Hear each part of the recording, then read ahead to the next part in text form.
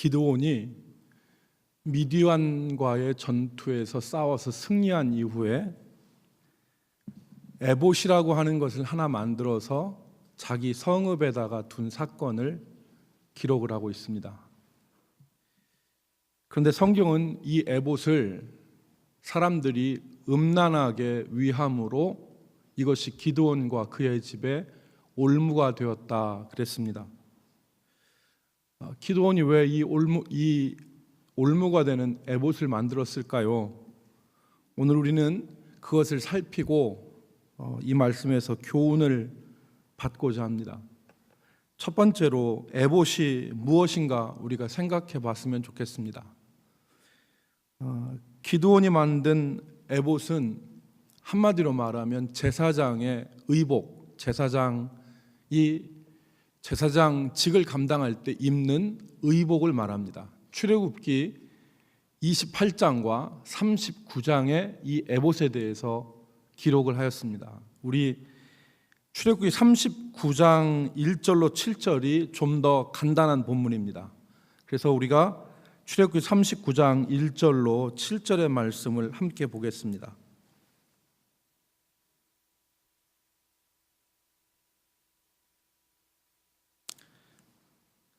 좀 앞으로 넘기셔서 출애굽기 39장 1절로 7절의 말씀을 우리가 한번 보겠습니다.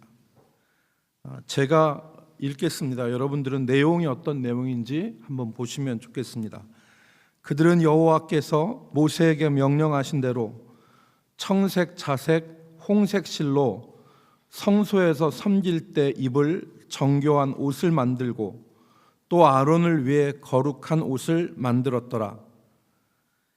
그는 또 금실과 청색, 자색, 홍색 실과 가늘게 꼰 배실로 에봇을 만들었으되 금을 얇게 쳐서 오려서 실을 만들어 청색, 자색, 홍색 실과 가는 배실에 섞어 정교하게 짜고 에봇에는 어깨바지를 만들어 그 두 끝에 달아 서로 연결되게 하고 에봇 위에 에봇을 매는 띠를 에봇과 같은 모양으로 금실과 청색, 자색, 홍색 실과 가늘게 꼰 배실로 에봇에 붙여 짰으니 여호와께서 모세에게 명령하신 대로 하였더라.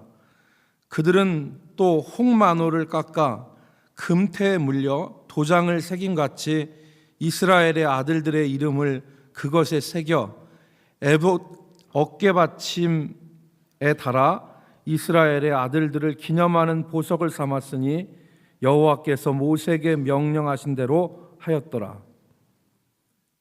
그러니까 여기에서 말씀하는 에봇은 제사장이 그 소매가 없는, 오늘날로 말하면 조끼와 같은 겁니다.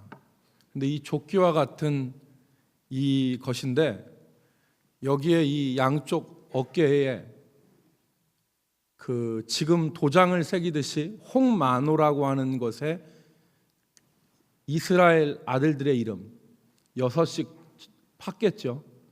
그걸 파서 견장처럼 이 어깨 위에 두고 그리고 이 늘어뜨린, 그러니까 오늘날로 얘기하면 소매 없는 조끼 모양으로 된 직무를 수행할 때, 제사장 직무를 수행할 때 입었던 옷이다, 이렇게 말할 수 있습니다.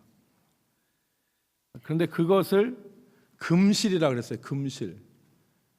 금실을, 원래 에봇은 금을 얇게 두드러 쳐서 그것을 오려서 실로 만들어서 그것을 홍색, 자색, 청색 그리고 가늘게 꼰 이 배실과 섞어서 그 만들었던 거예요. 이 옷감 재질을. 근데 오늘 기드온이 만든 이 에봇이 금실을 사용했는지 아니면 전부 다 금이었는지는 확실하지 않습니다.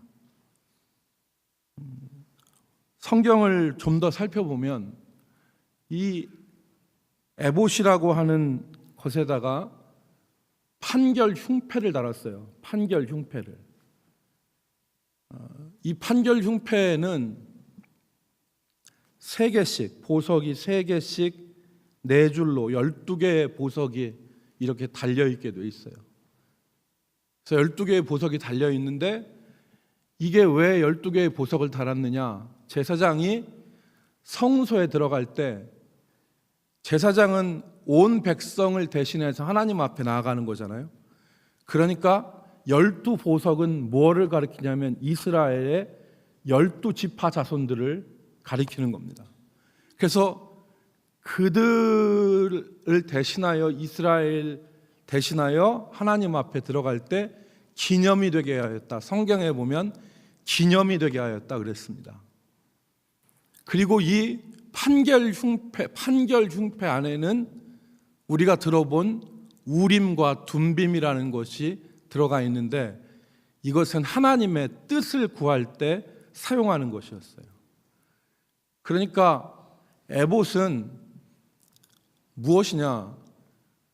제사장 직분을 감당할 때에 세마포 위에다 입는 제사장들의 조끼인데 거기에는 판결 흉패와 우림과 둠빔이 들어있다. 그러니까 하나님 앞에 이스라엘 백성들을 대신하여 들어갈 때 그리고 하나님의 뜻을 물을 때 입었던 옷이 바로 에봇이었던 것입니다.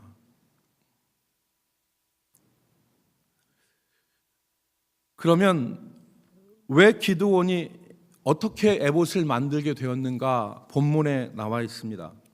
기드온은 세바와 살문나를 죽이고 미디안을 성공적으로 그 침략을 제압했습니다. 하나님 의지에서 300명 데리고 전쟁을 시작하였죠. 그러다가 에브라임의 이 분노를 잘 아우르고 이스라엘 백성들과 연합해서 이 미디안의 전쟁과 승리를 했어요. 미디안의 전쟁에서. 그 전쟁이 끝나고 백성들이 기드온을 찾아왔습니다. 기드온에게 당신과 당신의 아들들과 당신의 자손이 우리를 다스려 주십시오. 그렇게 요구를 했습니다. 우리를 좀 다스려 주십시오. 그러니까 그 당시에 옆에 있는 가나안에 있는 모든 나라들은 다 왕들이 있었죠. 그래서 여러분 그 여호수아에 보면 요단강 서쪽을 정복했을 때 이 이스라엘 백성들이 정복한 왕이 몇 명이 거기 기록되어 있어요? 31명이 기록되어 있습니다. 하솔왕, 라기스왕 뭐 해가지고 31명이 다 기록되어 있어요. 그러니까 당신이 우리를 좀 다스려달라는 거예요. 기드온은 이 요청에 거절합니다. 나도 너희를 다스리지 않겠고 내 아들도 너희를 다스리지 않을 것이다. 오직 여호와께서 너희를 다스릴 것이다. 얘기가 여기까지만 진행되면 좋았을 텐데 얘기가 좀 더 기록되어 있습니다. 기드온이 백성들에게 한 가지 요청을 해요. 그게 뭐냐면 전쟁에서 탈취한 금 귀고리를 나한테 좀 달라는 거예요. 기드온이 금 귀고리를. 전쟁에서 탈취한 금 귀고리. 그래서 성경에 보니까 그들이 이스마엘 사람이므로 금 귀고리가 있었다. 우리는 성경에 있다가 왜 뚱딴지 같이 미디안하고 전쟁했는데 이스마엘 사람이라고 그러지? 그런 생각을 할 수 있죠. 그런데 이스마엘과 미디안은 통용된 말이었어요. 왜 그러냐? 여러분 창세기 37장으로 지나가 가면 요셉의 형제들이 요셉을 팔아요. 물 없는 구덩이에다가 집어 던졌다가 거기서 꺼내서 미디안 상인에게 팝니다. 그런데 그 미디안 상인을 창세기 37장에서는 이스마엘 사람들이라 그랬어요. 이스마엘 상인. 그러니까 미디안과 이스마엘은 같은 혼용되어지는 말이에요. 그러니까 여기서도 미디안과 전쟁을 했지만 그들이 이스마엘 사람이므로 금 귀고리가 있었다. 남자들이 귀고리를 찾던 거죠. 그래서 그것들을 달라고 해서 받아보니까 그 무게가 얼마였다고요? 1700세겔이었다고요. 오늘날로 얘기하면 금 귀고리가 한 20kg 정도 되는 겁니다. 20kg의 금 귀고리를 받았어요. 그리고 그것으로 에봇을 만들었습니다. 그 에봇을 자기의 성읍인 오브라에 두었더라 그랬습니다. 이게 경과입니다. 이게 과정입니다. 그러면 여러분, 기드온은 왜 에봇을 만들었을까요? 기드온을 나쁘게 생각하는 사람은, 기드온이 말로는 자기를 다스려달라고 하는 이 이스라엘 백성들의 요구를 거절했지만 에봇을 만들어서 자기 성읍에 둠으로 실질적으로는 왕과 같이 행동했다, 이렇게 나쁘게 평가합니다. 기드온은 앞으로는 반대했지만 뒤로는 진리를 챙기는 사람이고, 입으로는 하나님이 다스리실 것이라고 말했지만 그가 바란 것은 자신이 다스리는 것이었다, 이렇게 해석을 합니다. 그러니까 기드온이 앞에서 하는 말 틀리고 뒤에서 하는 행동 틀리는 사람으로 보는 겁니다. 그런데 성경을 보면 성경은 기드온을 그렇게 나쁜 사람으로 평가하는 것 같지는 않습니다. 이유가 한 3가지 정도 있는데, 첫 번째로 기드온이 사는 날 40년 동안 성경에 보니까, 우리가 읽은 마지막에 보니까 미디안이 머리를 들지 못하고 그 땅에 평화가 찾아왔어요. 여러분, 사사기의 그 맥락과 패턴상 그 땅에 평화가 임했다고 하는 것은 하나님께서 인정하셨다는 말이죠. 그러니까 기드온이 이 전쟁 이후에 40년 동안 미디안이 머리를 들지 못하고 그 땅에 평안하였다는 말은 기드온이 악인이 아니었다 하는 것을 우리에게 증거하는 말입니다.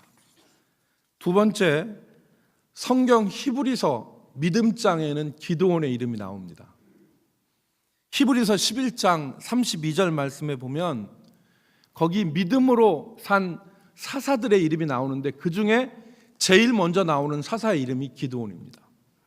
히브리서 11장 32절, 내가 무슨 말을 더하리요? 기드온, 바락, 삼손, 입다, 다윗 및 사무엘과 선지자들의 일을 말하려면 내게 시간이 부족하리로다. 제일 먼저 나오는 사람이 기드온이에요.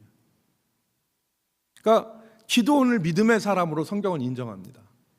세 번째, 오늘 본문에 사용되어진 올무라고 하는 단어의 의미 때문에 그렇습니다. 기드온의 에봇이 올무가 되어 그와 그의 집에 올무가 되었다. 27절에 그랬죠. 여기서 올무라는 말은 새나 짐승을 잡기 위한 도구나 아니면 미끼를 말합니다. 그러니까 처음에는 그것을 바라보면 새의 입장에서는 굉장히 좋은 거예요.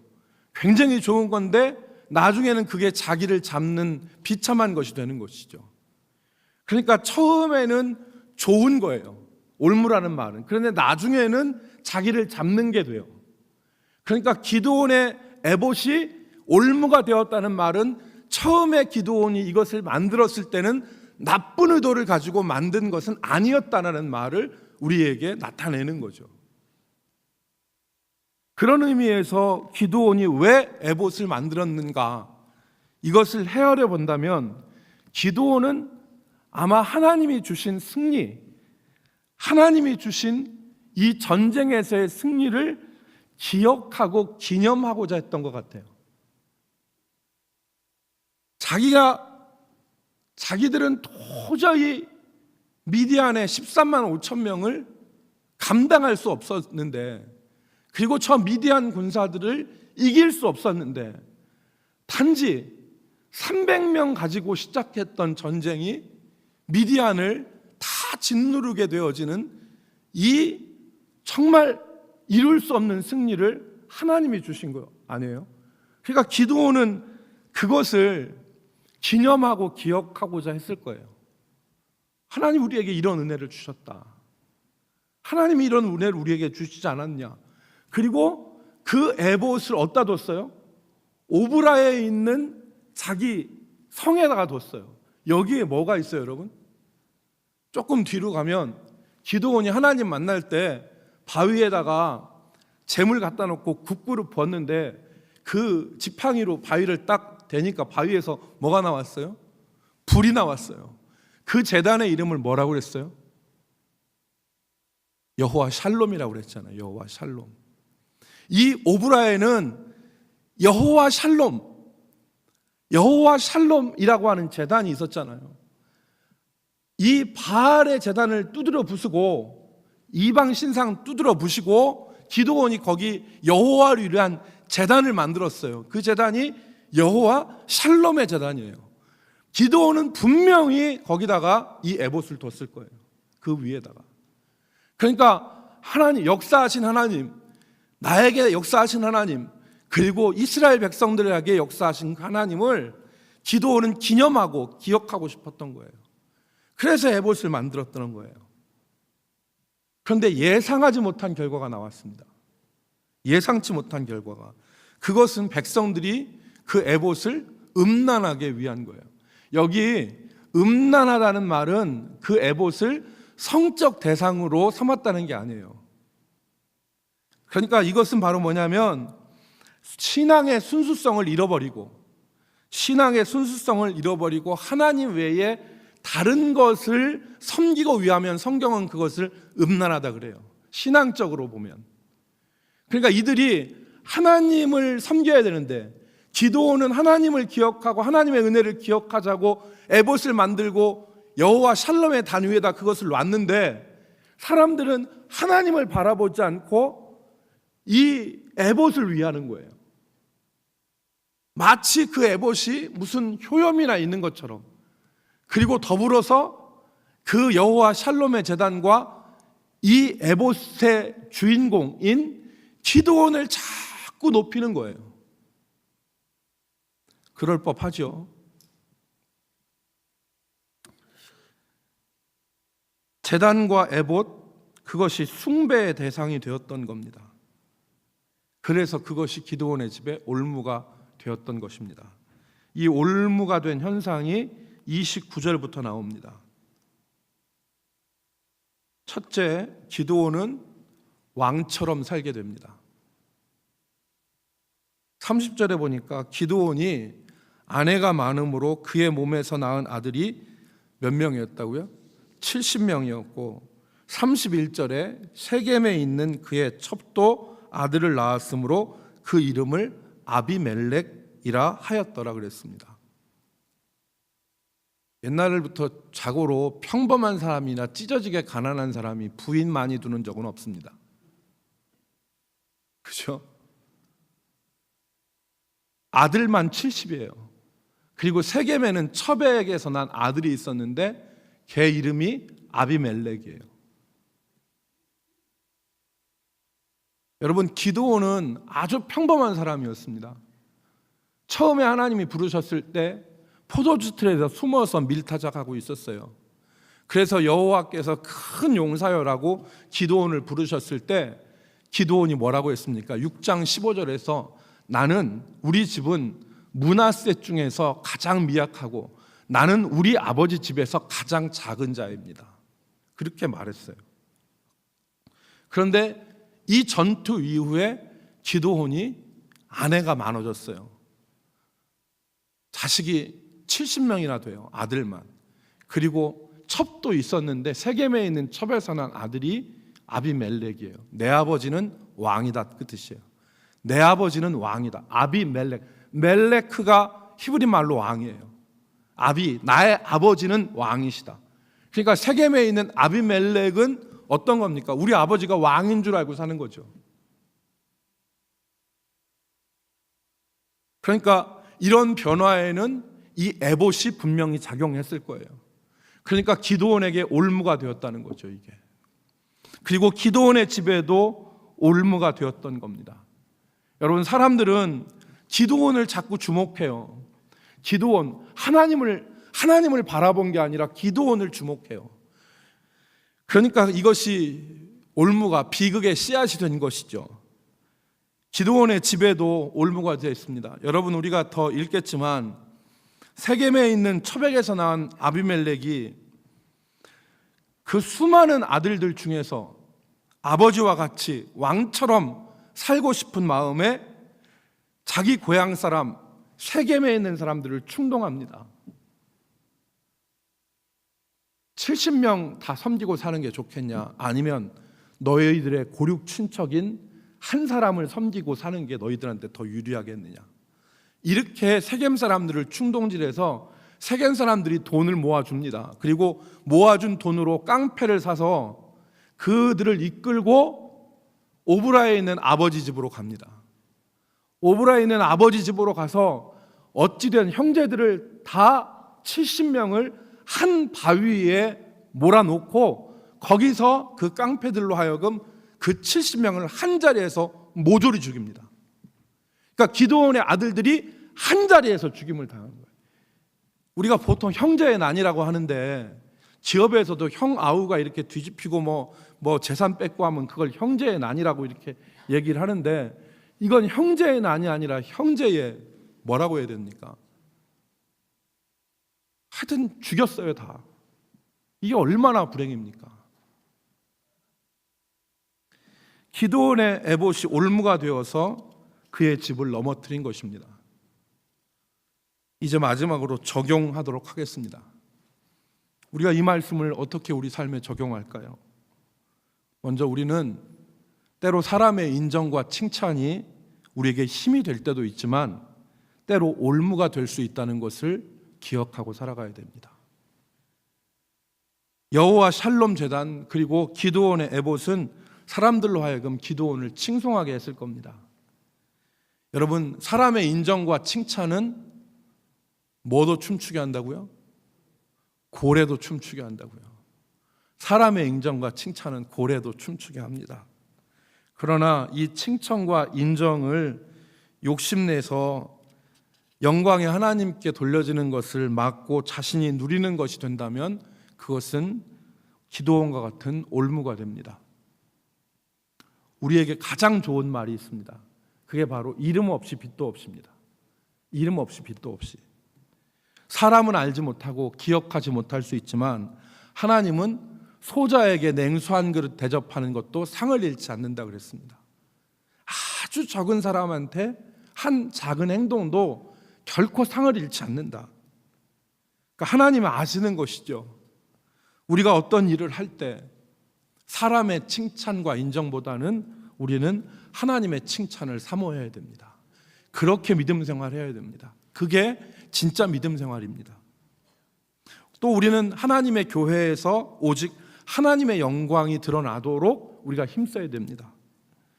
우리의 봉사와 섬김이 그리고 우리가 교회에 사는 모든 일들이 오직 하나님의 거룩하심과 하나님의 영광이 드러나도록 우리가 힘써야 됩니다.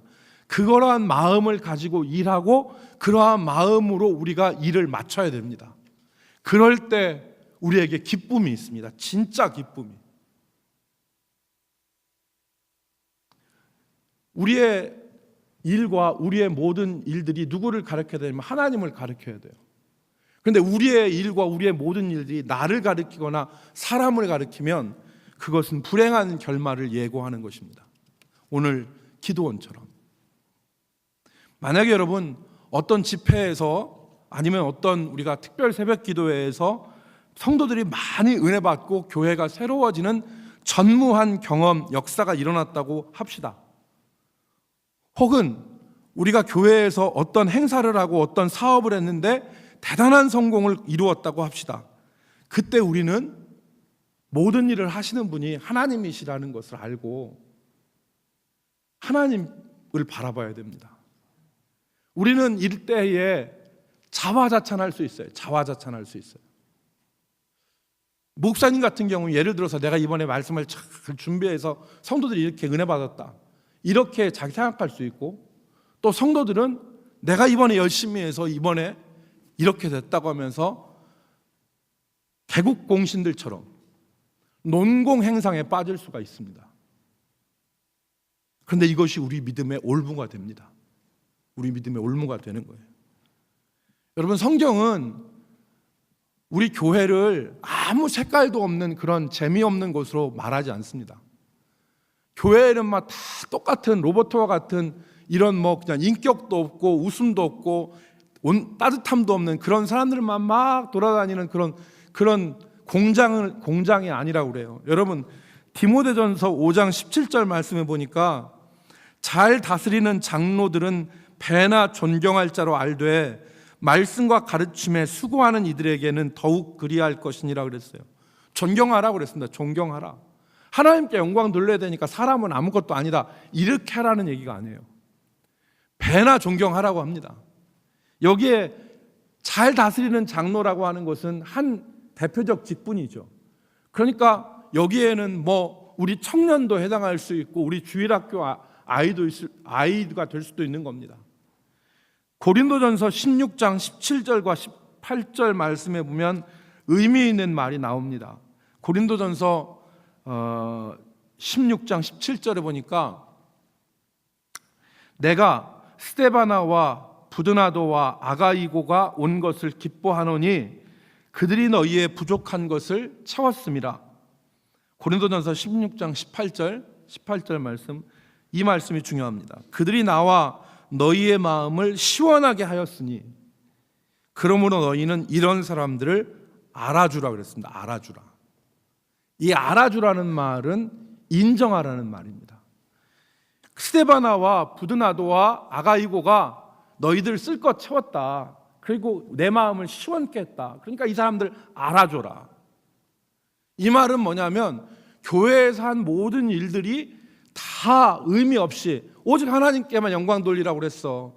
그러니까 당신이나 내가 한 모든 일들은 다 아무것도 아니야. 이렇게 살라는 게 아니에요. 알아주라는 겁니다. 인정하라는 겁니다. 그런데 넘어서는 안 될 선이 있습니다. 넘어서는 안 될 선. 그것이 하나님을 가리거나 하나님의 역사를 가리거나 하나님을 대신하는 것이 돼서는 안 된다는 겁니다. 칭찬과 인정해야 됩니다. 그런데 받는 사람은 그것을 약으로 써야 됩니다. 약으로. 그리고 그것이 하나님의 일하심과 하나님의 거룩하심을 가리거나 대신하지 않도록 해야 됩니다. 그래서 교회에 들어오는 모든 사람들이 교회에서 이루어지는 일이나 교회에서 행하는 일을 보고 그것을 경험할 때 눈으로 보고 가슴에 느끼는 것이 하나님의 일하심과 그 일하심 뒤에 역사하시는 하나님의 거룩하심을 볼 수 있어야 됩니다. 그렇게 될 때 그 눈이 복되고 그 가슴이 복된 겁니다. 그러한 모습이 될 수 있도록 우리가 하나님의 일들을 해야 되고 교회에서 생활해야 됩니다. 내가 교회에서 말하는 것, 내가 교회에서 행동하는 것, 내가 교회에서 어떤 것을 맡아서 했을 때 이 일을 통해서 하나님의 거룩하심과 하나님의 일하심이 나타나도록 하는 것, 이게 신자의 자세고 이게 하나님을 모신 성도의 정말 본분입니다. 오늘 우리는 기드온의 에봇을 통해서 그것을 생각할 수 있습니다. 그래서 모든 교회에서 이루어지는 일을 볼 때 눈으로 가슴으로 보고 느끼는 것이 정말 하나님의 거룩하심이 될 수 있도록, 그 사람은 참으로 복된 사람입니다. 참으로 복된 사람. 두 번째는, 두 번째하고 끝납니다. 두 번째는 우리는 무디어짐의 무서움을 알아야 됩니다. 무디어짐의 무서움. 기드온은 이 에봇이 자신이 의도한 대로 올바로 작동하고 있지 않다는 것을 알았을 것입니다. 백성들이 하나님보다 이 에봇을 더 위하고 자신을 더불어 추앙하고 자신이 대접받는 것을 알았습니다. 기드온은 잘못됐다는 것을 알았겠죠. 그런데 기드온은 이것을 바로잡지 못했습니다. 아내들은 하나 둘씩 생기고 첩도 생기고 그 사이에 기드온의 감각은 무디어져 갔습니다. 그리고 마지막에는 아비멜렉이 하는 폭탄이 터진 겁니다. 사랑하는 성도 여러분, 우리의 감각이 무디어져 갈 때가 있습니다. 시간이 지나면 지날수록 감각은 무디어져 가고 죄악을 뒤집어 버리기에는 죄악의 무게가 너무 우리를 짓눌러서 그 죄악의 무게를 뒤집을 수 있는 힘이 우리에게는 없어요. 그래서 죄악을 이기고 죄악에서 깨어난다는 것은 불가능한 일이라고 말할 수 있습니다. 그런데 어쩐지 왠지 이유가 뭔지 몰라도 우리 마음속에서 이렇게 살아서는 안 될 것 같고 우리 영혼을 짓누르는 이 죄악을 갈아엎어야 된다는 마음이 들고 그리고 이 죄악의 무게를 들어 올려야 된다는 그러한 마음이 든다면 이거는 성령의 역사입니다. 하나님이 내게 은혜를 주시는 거예요. 자연적으로는 이 무디어진 감각과 삶을 지속할수록 내 삶에 짓누르는 이 죄악의 무게를 자연적으로는 도저히 역전하지 못해요. 가면 갈수록 죄악의 무게는 더하고 내 감각은 죄악으로 인해서 더욱더 무디어집니다. 그런데 왠지 모르지만 내가 이 죄악을 뒤집어야 된다고 생각되고 이 죄악을 갈아엎어야 된다는 생각과 새로워야 된다는 마음이 든다면 이것은 하나님의 은혜라는 거예요. 하나님이 내 속에 주신 은혜예요.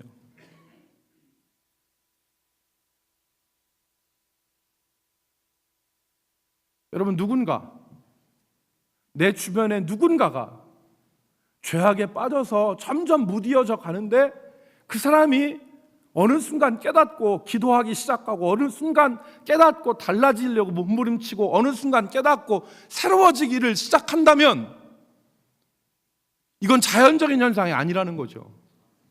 이건 절대 자연적인 현상이 아닙니다. 그의 배후에서 누군가 그를 위해서 기도한 것을 하나님이 들으시는 하나님의 은혜죠.